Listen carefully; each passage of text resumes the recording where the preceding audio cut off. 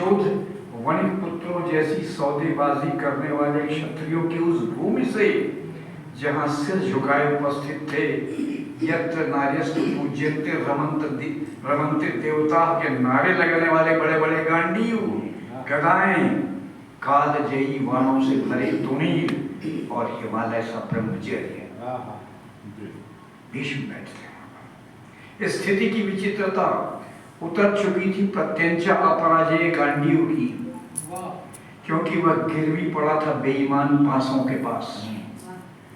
दूर दूर तक नहीं हो रहा था दृष्टिगोचर शिशुपाली अहंकार की छाती चीर देने वाला सुदर्शन, क्योंकि शायद भोथरी पड़ गई थी उसकी अनिया कूटनीति चक्र के दांतों से घिस घिस कर। धाट राष्ट्रों के दरबार में क्या निस्तेज हो गया था यादव का सुदर्शन?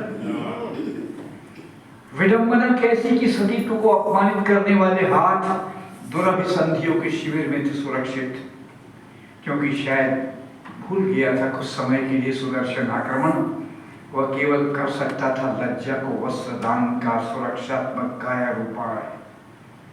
झुका हुआ था, भूमि की ओर टकटकी लगाए, झुर्रियोंदार हिम जैसे श्वेत बालों से ढका हिमालयी ब्रह्मचर्य का माथा न जाने क्यों जो नहीं झुका था एक किसी भी दुराग्रह के समक्ष। जाने कैसे सह लिया वज्र ने तिनको का दुस्साहस।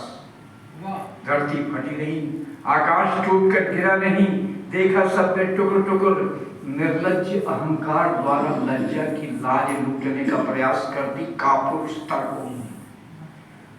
अंधी आंखों वाला गूंगा राजत्व केवल सुन रहा था आर्तनाद और अट्टहास।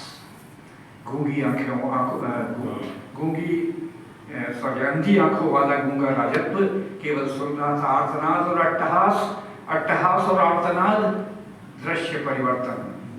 परंतु मंच पर केवल दो अहम, दुर्योधन और द्रौपदी, शेष सब मुखौटे, एक पुरुष एक नारी न थे तैयार झुकने को दोनों सुई की नोक के बराबर भी। तो झुकाए कुरुक्षेत्र के रक्तिम आकाश से गहराते बाणों के मेघ, जिन्होंने बरस बरस कर सर्जा महाभारत, जिनके नहीं मिल सकते थे हृदय, जो नहीं मिल सकते थे गले, उनके रुद्ध होते हृदय और कटे हुए गले अंततः मिले डूबे हुए शोणित में। अंततः पराजित हुआ पौरुष नारी के सम्मुख। डूबते हुए सूर्य ने रो कर कर ली थी आंखें लाल जब जंघा टूटी थी अहम की, और उबल उबल कर बात बात में उबल जाने वाले रक्त की ताजी धार से हो रहा था लज्जा का केश विन्यास।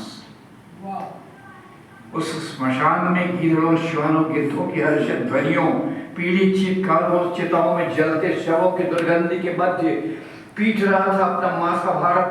आह महाभारत, जरूरत थी गौतम की जो रोक सकता था हिंसा की सर्दी दौड़ को, जरूरत थी महावीर की जो रोक सकता था युद्ध यज्ञ की अग्नि में ज्वालाओं में पड़ते मानवता के भविष्य को, जरूरत थी गांधी की जो जोड़ने की कोशिश में टूटते भ्रातृत्व को झेल लेता अपने सीने पर कुछ गोलियां तो शायद ना होता ये युद्ध।